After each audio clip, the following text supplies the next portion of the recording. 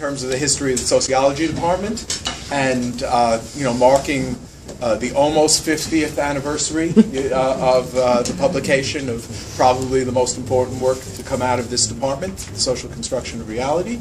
We have very, very distinguished panelists. One of the very, very exciting things about this event is that it was a student-alumni initiative, and the department kind of supported that initiative. And Hector Vera played a major role in this, and the way we're going to do it is we'll have the panel discussion now, and Hector will kind of introduce and moderate that panel. Then, unfortunately, because of a fall, Peter Berger couldn't make it today here, but he will join us via the miracle of Skype. I will introduce him, and then we're thinking it's a slight change in program because this is what they're expecting in Boston. We'll do that at 6 o'clock. He'll give a presentation. I don't think there'll be much time for question and answer, but we'll, in the reception, we can have our question and answer and our discussion. I'll encourage that. And after Berger's presentation, we have a video recording with Thomas Luckmann, which we'll show you. So that's the the schedule for the day. It's very, very exciting. Welcome all. Welcome panelists. And Hector, please. Well, and I'm Jeff Goldfarb, by the way.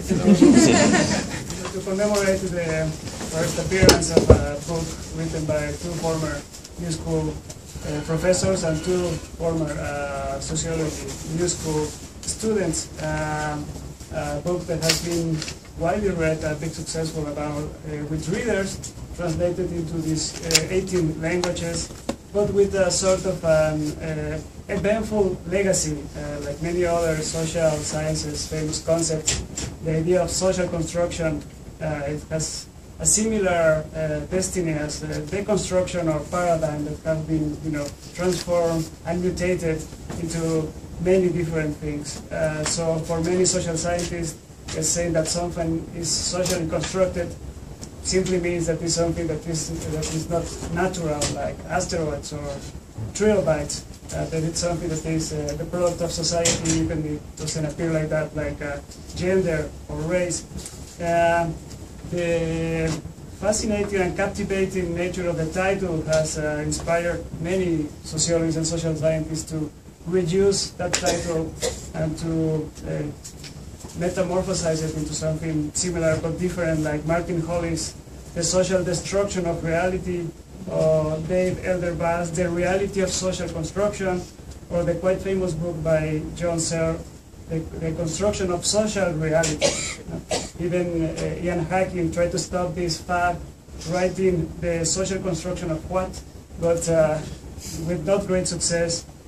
People keep using and using this sentence with more and more obscure meanings. One of my favorite examples is an article called The Social Construction of Gender, which topic is the female cannibalism in Papua New Guinea. So, but the social construction there is not quite clear. Even a friend of mine suggested that this event should be called The Social Construction of the Social Construction of Reality. But what was a little bit too much. But as you know, in the more precise and we can say probably primitive meaning of the book, this is an idea about what is considered to be real by people in everyday life, and that those definitions of reality have to be sustained by institutions, explained by legitimations, and maintained by social and symbolic mechanisms. The legacy of the book also goes through the renovation of the study of knowledge. It has been widely used in institutional analysis and obviously as well in sociological theory. So to engage, probably to rebuild the book in a way, we have 5 panelists that are going to engage from a contemporary perspective with the book. So without any further ado, I will present the first panelist, Silke Steets from Darmstadt Institute of Sociology. Thank you very much, Hector. First, I would like to thank Hector Vera and Jeffrey Goldfarb for giving me the chance to take part in this conference and to present my interpretation of the social construction of reality, or I should better say to present the way I worked with the ideas of Peter L. Berger and Thomas Luckmann in my own thinking. I feel a little bit like the German delegate in this event, which is strange for me insofar as most of what I know about the sociology of knowledge does not come from the so-called Konstanz school, that is the still quite vivid area of research originated by Thomas Luckmann at the University of Konstanz in Germany, but from my collaboration with Peter Berger in Boston. So I am a German learning from the American branch of the social construction, which locates me somehow in between two continents and diverse research traditions. Yet, with regard to its history, the New School for Social Research seems to be a perfect place for being in between. So again, thanks for inviting me. The story of my own work begins with a knife in the wall. In the social construction of reality, the knife in the wall serves Peter Berger and Thomas Luckmann as an illustrative example for what they call objectivations. Objectivations are an important theoretical component of the new sociology of knowledge. Berger and Luckmann use this concept to specify, I quote, the products of human activity that are available both to their producers and to other men as elements of a common world, unquote. Objectivations continuously act back upon its producers. They can take many forms, from everyday routines available as a relatively fixed behavioral pattern not only to the originator, but also to others, through a commonly recognized linguistic expression that allows the communication of subjective meaning, through the reciprocal typification of human actions by types of actors, which eventuates, as we all know, in institutions. Berger and Luckmann stress that objectivations are always characterized by the fact that they are thing-like in a Durkheimian sense, with thing-like in quotation marks. That is, though one might not be able to touch routines, linguistic expressions, or institutions, these phenomena are still real since they outlive as routines, language, or institutions particular social situations. To illustrate this aspect, Berger and Luckmann use the example of a knife in the wall. I quote, "Say I have had an altercation with another man who has given me ample expressive evidence of his anger against me. That night I wake up with a knife embedded in the wall above my head. The knife qua object expresses the adversary's anger. It affords me access to his subjectivity even though I was sleeping when he threw it and never saw him because he fled after his near hit. Indeed, I leave the object where it is. I can look at it again the following morning, and again it expresses to me the anger of the man who threw it. What is more, another man can come and look at it and arrive at the same conclusion. In other words, the knife in my wall has become an objectively available constituent of the reality I share with my adversary and with other men." End of quote. The example of the knife in the wall serves Berger and Luckmann merely to illustrate what they mean by the thing-likeness of objectivations. For me, it was the starting point of a sociological analysis of things that are not only socially, but also physically real, such as material objects or buildings. Put differently, the purpose of my work was to find out what happens when one removes the quotation marks from the word thing-like.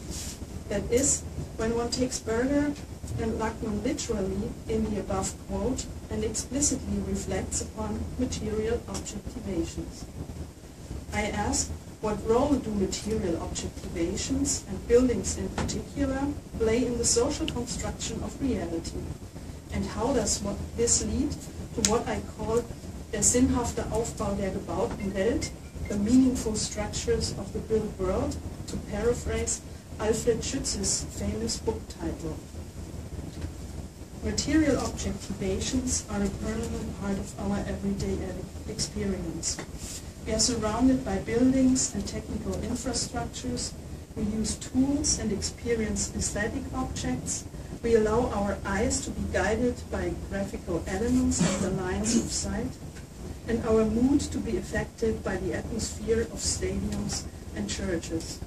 We visit buildings that we call shopping mall or museum, and we campaign for the rebuilding or against the demolition of railway stations, castles, and old townhouses. In recent years, it has become a frequently stated argument in sociology that the omnipresence of physical things has received too little attention, both in social theory and societal analysis. I do not have the time to discuss this in detail, but my work on architecture from a knowledge sociological perspective understands itself as a contribution to this debate on the social relevance of material objects and buildings. I mainly draw on the work of Alfred Schütz, another famous former member of the new school faculty, and the one of Peter Berger and Thomas Luckmann. While Schütz asks himself how people produce the structures of meaning of everyday reality in their dealings with the environment and with human interaction partners, his students, Berger and Luckmann, are interested in the mechanisms that lead to a social construction of this reality. The new sociology of knowledge is based on the conviction that things are not what they seem, but rather how society made and continues to make them for its members. At the very heart of their theory, that is supposed to explain this reality-creating process, there is a dialectically intertwined model consisting of three poles: externalization, objectivation, and internalization. In The Sacred Canopy, a book Berger publishes only a year after the social construction of reality, he specifies this tripolar model as follows. I quote, "Externalization is the ongoing outpouring of human being into the world, both in the physical and the mental activity of man. Objectivation is the attainment by the products of this activity, again both physical and mental, of a reality that confronts its original producers as a facticity external to and other than themselves. Internalization is the reappropriation by man of the same reality, transforming it once again from structures of the objective world into structures of the subjective consciousness." And he summarizes, "It is through externalization that society is a human product. It is through objectivation that society becomes a reality sui generis. It is through internalization that man is a product of society." Unquote. This idea can easily be narrowed down to the analysis of architectural objectivations. Externalization is then nothing more than designing and constructing buildings. These buildings, in turn, can be understood as material objectivations, which are internalized via various modes of appropriation. The matter to be addressed in a knowledge sociological theory of architecture are the commonalities and specific features of material and immaterial human activities, of architectural and other objectivations, and their respective form of appropriation. Since in the case of buildings we are dealing with tangible objectivations, the role of the body appears to be of particular interest for all three areas. Let us now have a look at the three poles. According to Berger and Luckmann, externalization is an anthropological necessity. Man is born as an unfinished bundle of life, unsure in his instincts and therefore open-minded. He only becomes human by developing a relationship to his own body and to the environment by constructing his own relationship to the world, which, however, is never finished but rather must be constantly reproduced. That means that man must make a world for himself, and during the course of the erection of this world, he ensures stability, mainly by conquering nature. I quote Berger, biologically deprived of a man world, he constructs a human world.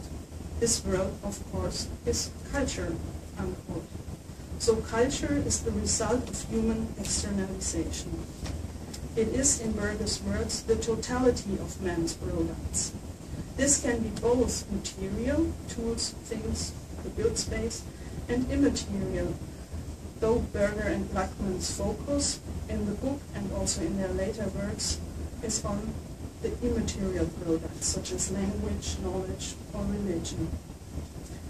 Berger determines the relationship between culture and society by understanding society as a component of non-material culture.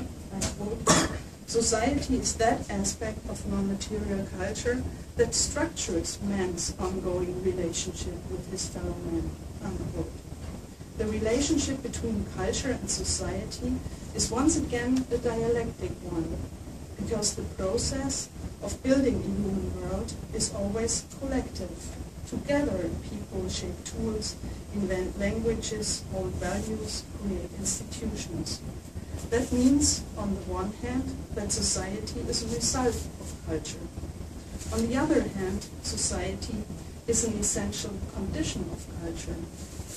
For, according to Berger, I quote, society structures, distributes and coordinates the world-building activities of men, and only in society can the products of those activities persist over time, unquote.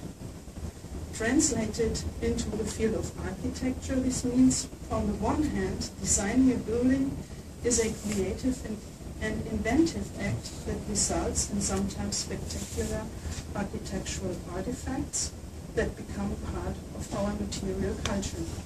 On the other hand, designing a building is always restricted by a socially constructed body of expert knowledge, as well as the roles and institutions forming what Berger and Luckmann would call the sub-universe of architecture, and which is, by the way, very similar to what Pierre Bourdieu would call the architectural field.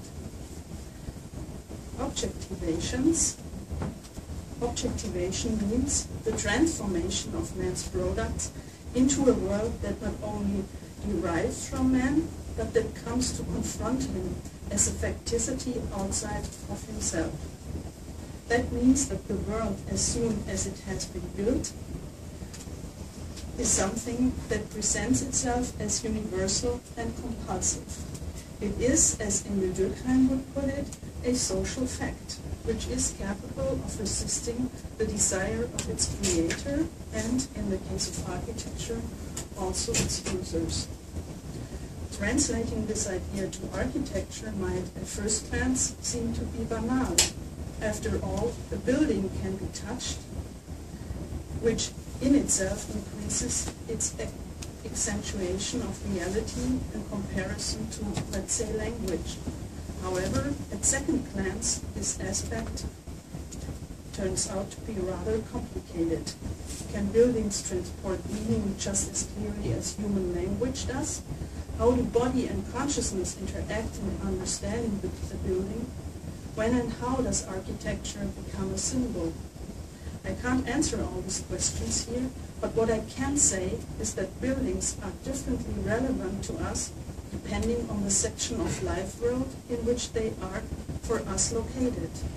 In our manipulatory area, we are most interested in their materiality. The farther they are away from our location in time and space, the more we perceive them as signs and symbols. I now turn to the final aspect of Berger and Luckmann's three-step approach, to internalization. According to them, internalization means the reappropriation of the objective world into the subjective consciousness, so that the structures of the objective world become a determining factor of the subjective structures of the consciousness. In the course of this process, man develops an identity that is prefigured socially, an idea gained by George Herbert Mead. To quote Berger again, the individual is socialized to be a designated person and to inhabit a designated world, unquote. What does this mean for architecture? I think especially here the body plays a crucial role. In order to feel at home in a certain building, we develop body techniques and forms of movement, as well as we learn to understand the language of a building and the way it typifies each of us. Not everybody feels at home in every house.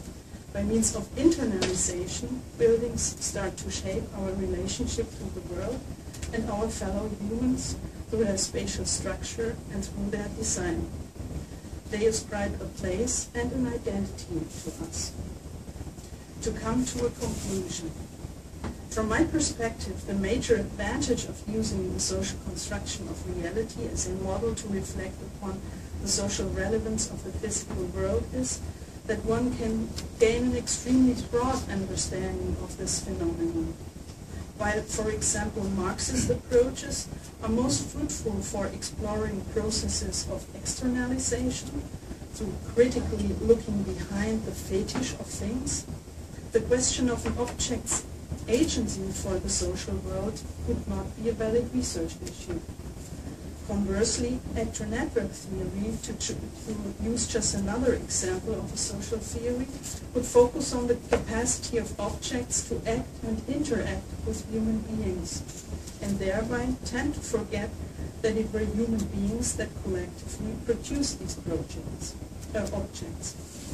Therefore, I would argue Berger and Luckmann's social construction of reality can not only serve as a starting point for a sociological reflection of the material world, it can also provide a kind of cognitive map to better understand the world of social theory.